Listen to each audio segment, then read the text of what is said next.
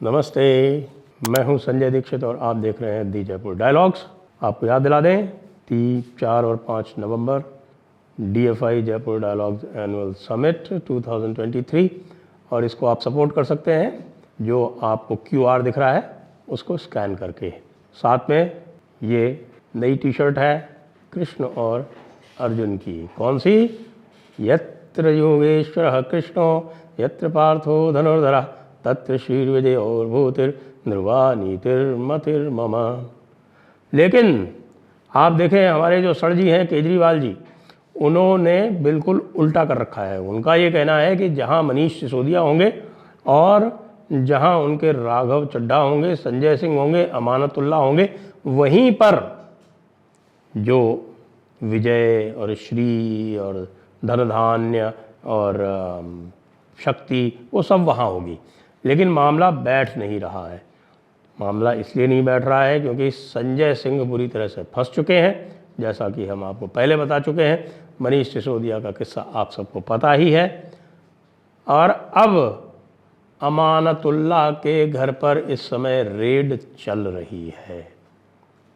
जी हाँ, और अमानतुल्लाह का वो जो एक केस था जिसमें वो छूट गए थे क्योंकि ACB ने केस दर्ज किया था। ACB ने केस दर्ज करके बताया था कि ये वक्फ बोर्ड के ज़मीनों में जम के हेराफेरी हुई है, लेकिन उसमें उनको जल्दी जमानत मिल गई थी। अब उसी केस में ED पहुंच गई है। भाई देखिए, ED का मामला ये है, ED का मामला थोड़ा और पेचीदा हो जाता है क्योंकि ED तब पहुंचती है जब किसी लेन देन के, गैर कानूनी लेन देन के कोई सबूत मिल जाते हैं, तब ED पिक्चर में आती है।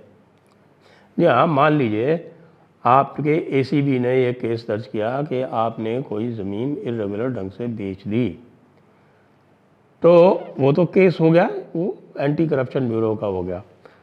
लेकिन अगर उसी में यह प्रमाण मिल जाता है कि वो जिसके बारे में आप कह रहे हैं उसने कोई 2 लाख रुपए X व्यक्ति से Y व्यक्ति को, या यहाँ पर अमानतुल्लाह है वो Y व्यक्ति कि X से अमानतुल्लाह को एक अमाउंट मिला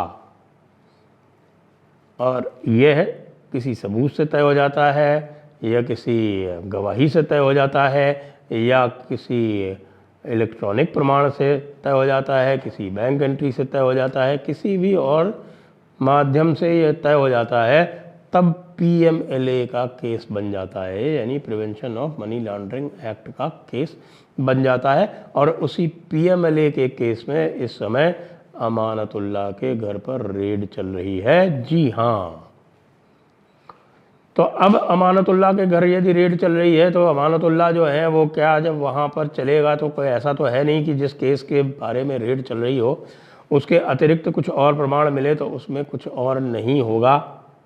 ये तो भाई, ये तो पुराना पापी है, आपको पता है, दिल्ली दंगों में इसका नाम है। उसके बाद फिर अनियमित नियुक्तियों में इसका नाम है। इसने का जॉब स्कैंडल हुआ था इसके वक्फ बोर्ड में, और उसके बाद फिर ज़मीनों को खुर्द-बुर्द करने के मामले में इसका नाम है। कम से कम 3 मुख्य मामलों में इसका नाम है।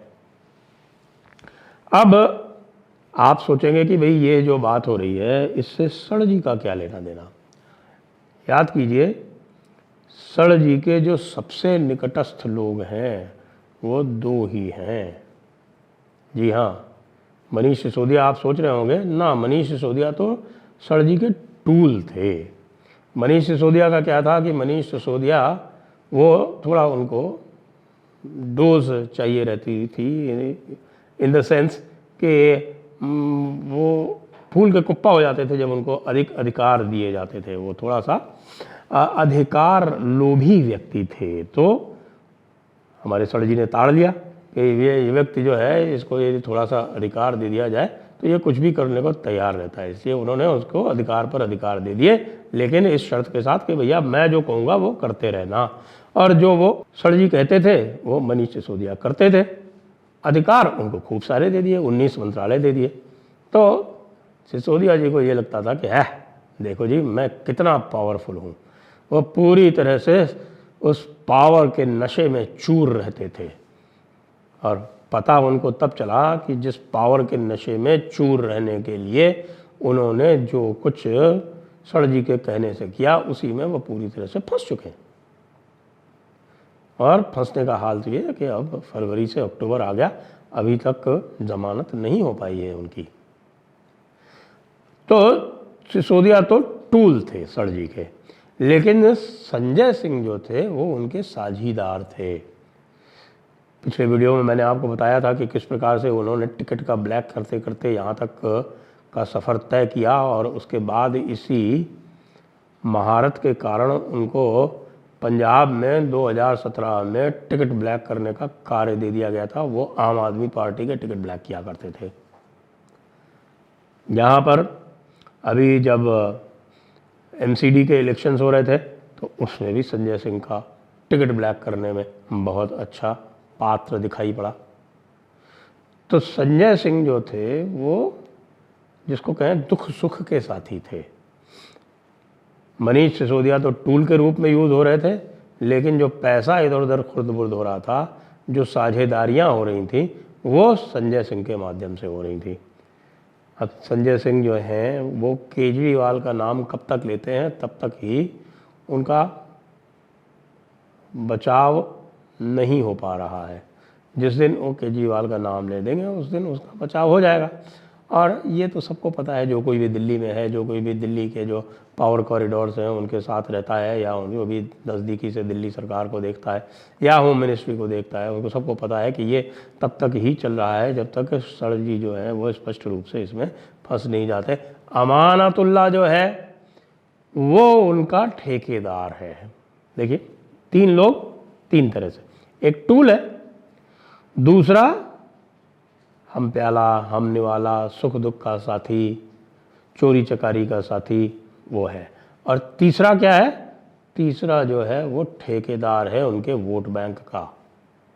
हाँ जी, अमानतुल्लाह ने दिल्ली में मुस्लिम वोट बैंक का ठेका ले रखा है, और उस ठेके के एवज में वो वसूली करता है सड़जी से। सड़जी को जो भी वो कहता है सड़जी उसका कार्य करते हैं, या दूसरे से कह के करवाते हैं, क्योंकि सड़जी का तो आपको पता है सड़जी तो किसी फाइल पे साइन करते ही नहीं।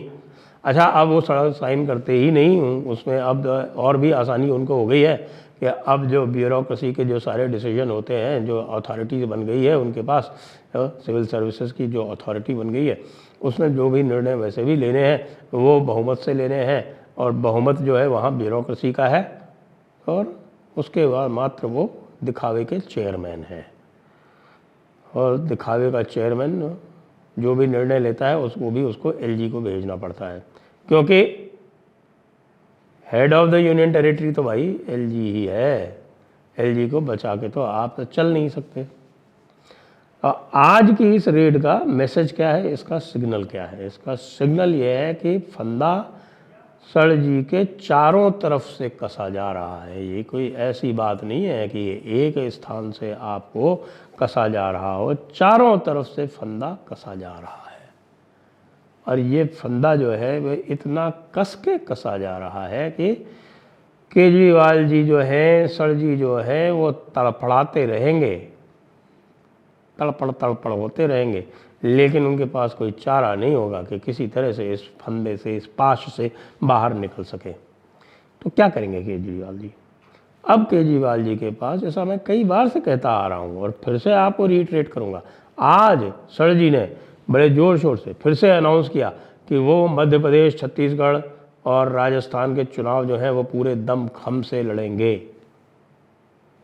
जी हाँ, यदि वो पूरे दमखम से लड़ेंगे हो सकता है कि उनको छूट मिल जाए, क्योंकि भाई भारतीय जनता पार्टी और होम मिनिस्ट्री वो भी तो पूरी तरह से इसी में लगे हुए हैं।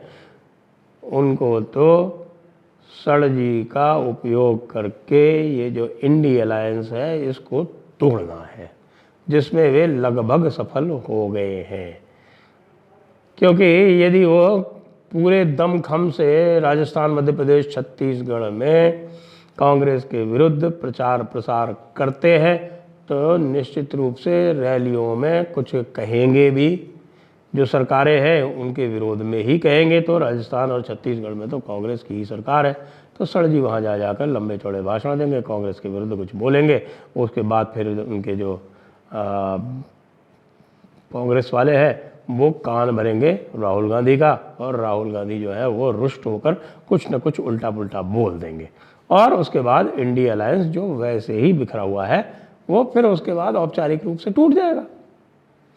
तो इसलिए सर जी के भाई हाथ जो है वो मुसीबत ही मुसीबत है, इधर कुआं है और उधर खाई है।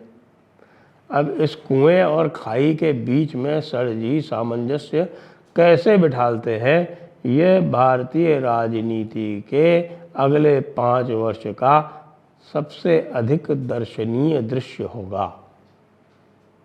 इसलिए आप लोग लगातार जुड़े रहें दी जयपुर डायलॉग से और सर जी की महिमा का बखान सुनते रहें। जय हिंद, जय भारत, वंदे मातरम।